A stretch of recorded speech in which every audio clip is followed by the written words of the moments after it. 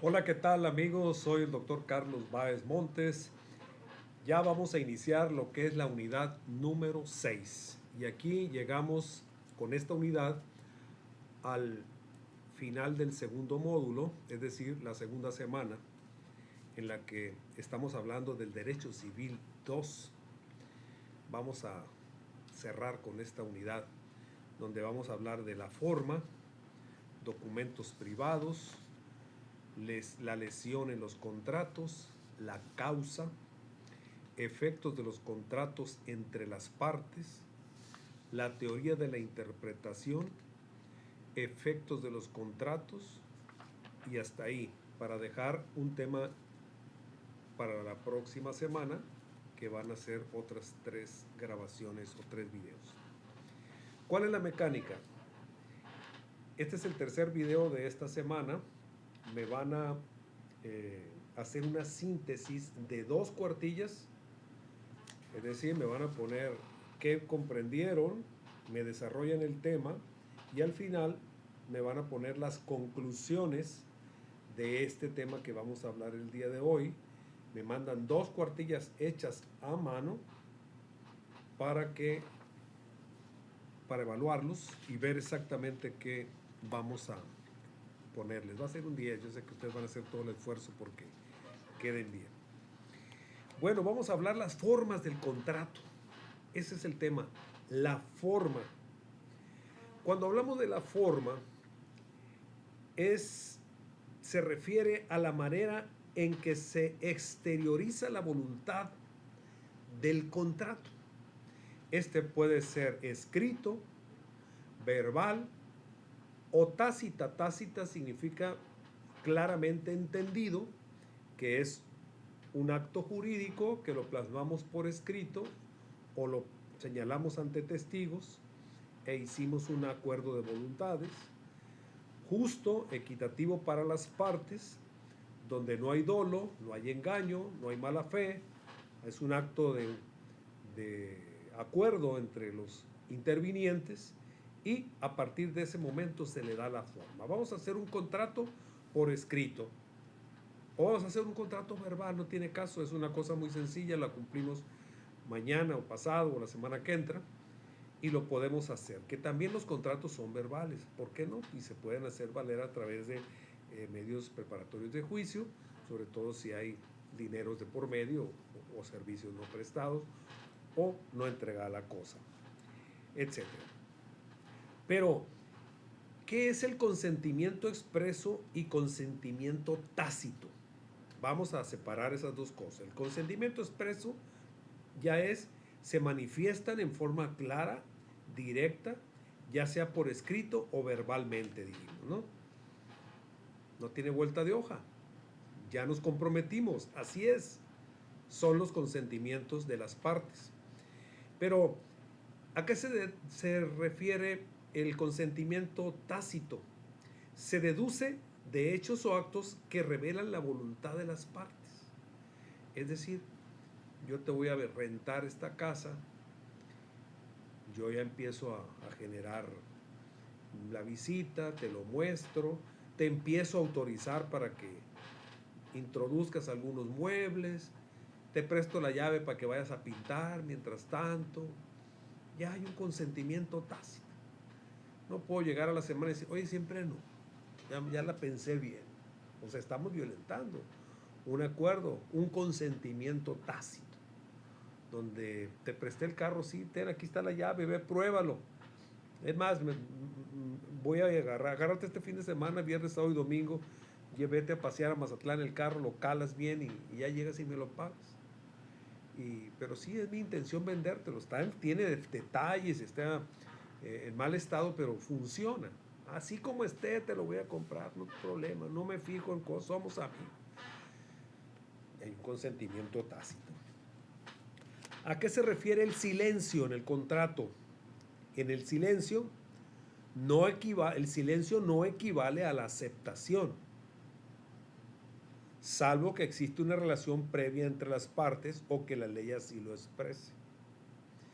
El silencio no es una aceptación tácita. Así que sí, no le dijo nada, pues no tiene por qué deducirlo, ¿no? Los contratos consensuales, sin embargo, son aquellos que se perfeccionan con el mero consentimiento de las partes, sin necesidad de ser especiales o formales. Es decir, este tipo de contratos consensuales se refiere a que queda plasmado exactamente el consentimiento como haya quedado expresado. Es decir, lo que yo espero recibir es esta computadora y yo te la entrego, perdón, te la entrego y tú me das el dinero que equivale proporcionalmente a la cantidad que vale esta pieza o esta propiedad. Hay que ver que en el formalismo de estas cosas hay una evolución en el formalismo, porque recuerdan que la palabra pues se empeña y hay que sostenerla y es una cultura que traemos ancestral, pero en ocasiones cuando todo esto camina formalmente pues vamos a tener que irlo respetando, porque ha habido una tendencia hacia la simplificación de estos requisitos para la celebración de los contratos. Aunque existen ciertos actos jurídicos que regulan la forma de la celebración de un contrato, en ocasiones la palabra y el compromiso queda expresado. Hace un momento, por ejemplo, me comentaba un compañero que van a vender un terreno de su propiedad familiar y le habló se unieron, hicieron un grupo familiar de WhatsApp y andan preguntándose entre ellos, ¿estás de acuerdo que lo vendamos al mejor precio y nos recibamos el dinero en forma equitativa? ¿Qué les digo? No, pues si la mayoría ya lo decidió, tú súmate a que se pague el mejor precio y di que estás de acuerdo, y si no estás de acuerdo, pues dilo que no estás de acuerdo. No, es que sí queremos vender, ok, es un consentimiento tácito, es un consentimiento que le estás dando formalidad y en el que al momento de que ya se venda te van a dar tu remuneración porque ya quedó registrado en el WhatsApp, ya de ahí puedes sacar una impresión y es válido porque está en un documento que es público para ustedes, ¿no? Porque esos documentos quedan en forma privada, ¿no? Pero ¿qué son los documentos? Aparte de estos documentos, ¿cuáles son los documentos privados? Ese es otro tema. Hay documentos privados, por ejemplo, el telegrama y los radiogramas. ¿Qué son los telegramas y radiogramas? Son documentos privados que pueden servir como prueba para la celebración de un contrato, aunque su valor probatorio puede ser menor que el de una escritura pública. Ahora con el tema del WhatsApp sí es posible decir, mire, por lo menos para orientar al juzgador, decir que hubo la intención o la evidencia expresa de alguien donde pues se puede reproducir esa conversación, que puede sustituir a los telegramas, que son muy escasos y muy ausentes, o muy pocas veces utilizamos ese sistema ya tan a punto de desaparecer. Pues otro documento privado son las escrituras públicas, son documentos otorgados ante notario público que gozan de mayor fuerza probatoria que los documentos privados. Por eso siempre es recomendable, vaya con el notario, que le haga si no una escritura, por lo menos de fe de la existencia de ese acto, donde le entregaron ese dinero, donde le cedieron el derecho, donde le otorgaron. Otro documento privado son las minutas. ¿Por qué minutas? Porque hay varios que intervienen en ellas. Son borradores de contrato que sirven para la elaboración de la escritura. Se hace una minuta, se redacta y se firma, y esa minuta pasa con el notario y este la convierte en escritura pública, pero esa minuta, si esa escritura no fue dada de alta en el registro público, la propiedad se rompió, se perdió, se extravió o dicen que no existe, pues está la minuta donde vienen firmados todos los intervinientes. El protocolo de notario es el libro que el notario escribe todas las escrituras, es el libro que guarda el notario celosamente, porque ahí viene y se lo otorga a la Secretaría General de Gobierno y dice, aquí me vas a anotar la escritura 1, la 2, la 3, la 4, la 5, hasta la donde vas, te quedas, vas y lo llevas a la Secretaría General de Gobierno, donde le dan seguimiento a todos los actos públicos que fueron inscritos o registrados en ese protocolo de notario, para darle seguimiento y de esa manera vigilan el cumplimiento exacto de la ley del notariado para la expedición de la fe pública de cada notario. Existe el apéndice, ¿qué es? Es un documento que se agrega a una escritura pública para incorporar la información adicional. Ese documento se agrega a la escritura pública para ver si este es un gravamen, existió una modificación, compra-venta, ampliación, etc. Existen los testimonios notariales, también es un documento privado, copias certificadas de escrituras públicas, pero ahora con las modificaciones que exigieron, el notario puede dar fe de otros actos. Ahora muchos de los juicios que se llevaban en materia civil, ahora incluso los divorcios, que donde no existan niños, donde no hayan procreado hijos o matrimonios que no tengan bienes, el notario puede hacer el acta de divorcio acudiendo con él. Si existieron hijos, pues obviamente tienen que ir ante la autoridad de la autoridad civil, los juzgados civiles de lo familiar para, con causa o sin causa, solicitar la separación del vínculo matrimonial y el convenio para los alimentos y la patria potestad, custodia del menor, si va a haber convivencia por ambos padres, el horario de visitas y a qué está obligado cada uno de los padres para la protección del menor en materia de alimentos, educación, salud, bienestar, etc. Hay protocolización. ¿Esto qué es la protocolización? Son actos de inscripción en documentos privados por parte del notario para darle mayor fuerza probatoria. Vamos yendo con temas así muy sencillitos, pero que vienen dentro del programa. Yo les voy a pedir que cuando me hagan la síntesis, si algo no queda muy completo, pues vayan a hacer una investigación a una página jurídica o al Google y digan, bueno, ¿qué quiere decir esto? Le agregan y me lo incorporan. Ya les dije, son 2 cuartillas por este video para que hagan su síntesis. ¿A qué se refiere la lesión en los contratos? ¿Han escuchado ustedes esa frase? La lesión en los contratos. La lesión en los contratos tiene una teoría. Se refiere a un desequilibrio económico entre las prestaciones de una de las partes en un contrato en el que de ellas obtiene ventaja excesiva en detrimento de la otra. Existen diversas teorías sobre la lesión y sus efectos. En el derecho civil a nosotros nos dijeron en la carrera de Derecho que la lesión en los contratos era cuando la prestación del servicio que yo te daba o la entrega de la cosa era superior o menor o inferior o en detrimento de mi patrimonio, lo que yo iba a recibir, que no correspondía la equivalencia de lo que entrego con lo que recibo. Es decir, yo te entrego esta computadora y tú me estás diciendo, no, como no sirve, ten 10 pesos. No, señor, vale 10,000 pesos. Y tú me convences de que no sirve, entonces estamos haciendo un contrato, lesionando el contrato, mañosa o vivalmente, como le quieran llamar, o premeditadamente.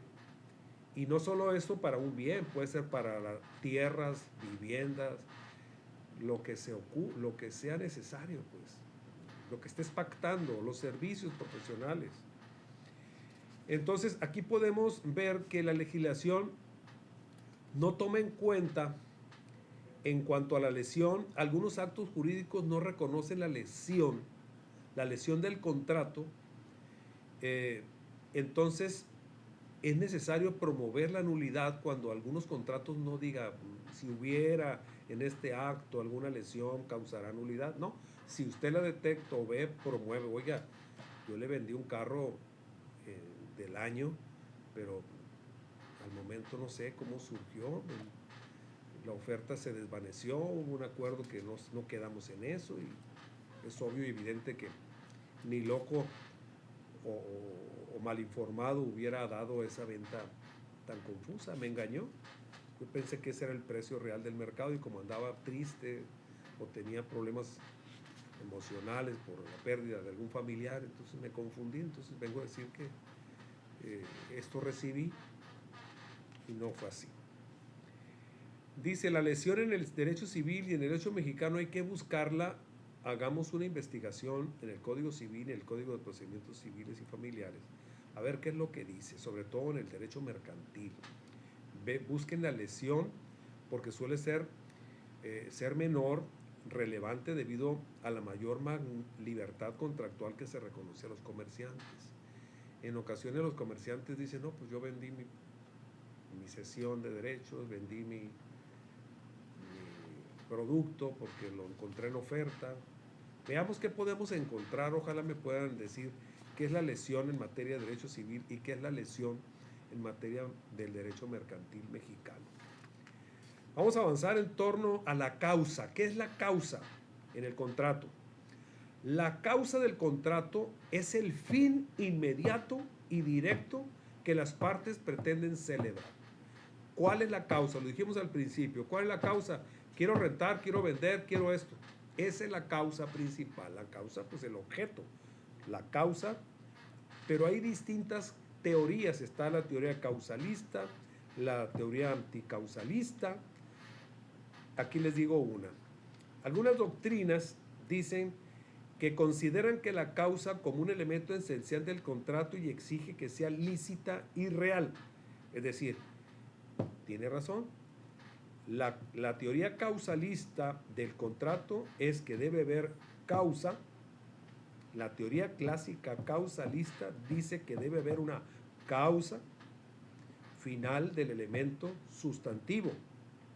Es decir, que sí existe el bien, que sí existe el servicio, que sí se haya celebrado y que se haya pactado en forma legal. Si este fue ilegal, si hubo vicios, dolo, mala fe o el producto que se pactó no está en el mercado, pues indudablemente no hay causa, porque esa causa es ilícita. Toda la causa contractual tiene que ser lícita. No te voy a vender un carro robado, o no te voy a vender un carro que no es mío, del cual no tengo acreditada la personalidad. Tiene que ser el que te lo ofrece. La causa final como elemento constitutivo, dice, la teoría enfatiza la importancia final, es decir, la teoría finalista, perseguida por las partes al celebrar el contrato. Las dos partes, el comprador y el vendedor, ¿qué quieren? Uno comprar, uno vender y el otro comprar. ¿Cuál es la causa final? Vender. ¿Y cuál es la causa final del otro? Comprar. Se logran las dos causas finales y se cierra el contrato. Se cumple la causa. A eso nos referimos. Cuando nos vamos a la interpretación de los contratos, aquí nos metemos en un conflicto. La interpretación de los contratos. Tenemos que ver qué dice. Si no hubo mala fe, si no hubo dolo, si no hubo error, si no hubo engaño, si no hubo presión, si no hubo amenazas, vicios. Tiene que demostrarse que hubo voluntad interna de las partes. Tiene que haber una voluntad declarada por escrito o verbal con testigos. Entonces, si ya una vez que tenemos el contrato escrito hay error, nos vamos a ir a la interpretación de los contratos. ¿A qué se refiere la interpretación de los contratos? A que vamos a analizar letra por letra, palabra por palabra, texto por texto, qué quiso decir o qué quisieron pactar las partes. Si algo ahí no se entiende, vamos a tratar de irnos a la interpretación. Si se pide algo que esté fuera del mercado, se causa nulidad. Si se pide un porcentaje de imposible cumplimiento, tanto en intereses o pago, se declara inexistente. Si se está vendiendo un producto que no está en el mercado, si se está tratando algo que no existe, se declara nulo. Toda la interpretación y los efectos de los contratos, además de tener un efecto obligatorio, tienen un alcance y respeto a su contenido. Por eso la interpretación es valiosísima para que quede claro a qué nos referimos. ¿Cuál es entonces la teoría de la imprevisión si algo no lo contemplaste en el contrato? Ah, caray, me faltó poner esto. pues tienes que consultarlo con la otra parte. Si, oye, no contemplamos esto, ¿cómo le hacemos? Pues hacemos una modificación al contrato y si las partes están de acuerdo, podemos acudir al notario y decir, oiga, olvidamos incluir esto, ¿le puede usted agregar o modificar o incorporar esto que no pudimos contemplarlo? Si las partes están de acuerdo, por supuesto que es posible. La teoría de la imprevisión plantea que un contrato puede modificarse o resolverse cuando se producen cambios extraordinarios o imprevisibles que alteren sustancialmente el equilibrio económico de las prestaciones. Y siempre y cuando las partes que intervienen vienen en el acuerdo de voluntades pueda modificarse. En algunos casos extraordinarios podría hacerse de manera solicitada por una de las partes por el detrimento que eso representa, pero tendría que demostrar esos cambios extraordinarios, la inflación, el despegue, la pérdida del poder adquisitivo, algo que no se previó. Es posible modificarlo, significa muchos retos, pero veamos si esto es posible. Chequen el Código Civil de Sinaloa, lleguen el Código Civil de Jalisco, ahí vienen algunos conceptos. Y bueno, con esto nos vamos. Me falta hablar de los efectos del contrato, es muy sencillo. ¿Cuáles son los efectos de los contratos? Un tercero es toda persona que no es parte del contrato, pero que puede verse afectado. Si ese contrato afecta a un tercero, rápidamente puede impugnar, presentarse y apelar que están celebrando un contrato que pueda afectarle a él. Esto viene pues como a la afectación del derecho de otro. No podemos comprar un camino que luego va a cerrar un pueblo. No me pueden vender una servidumbre porque pues por ahí es donde pasa la gente. Entonces no puedo pactar ni celebrar cosas que afecten a terceros. Y si así lo es, pues estos efectos del contrato tienen que ser solamente entre las partes que intervienen. Por eso, en el derecho romano ya venía los efectos del derecho los efectos de los contratos cuando se afectaban los derechos de terceros, especialmente en materia de sucesiones y transmisiones de derechos. Si estos se otorgan y estás afectando un derecho de otra persona, pues indudablemente vamos a continuar con este problema. Espero que hagamos entendido.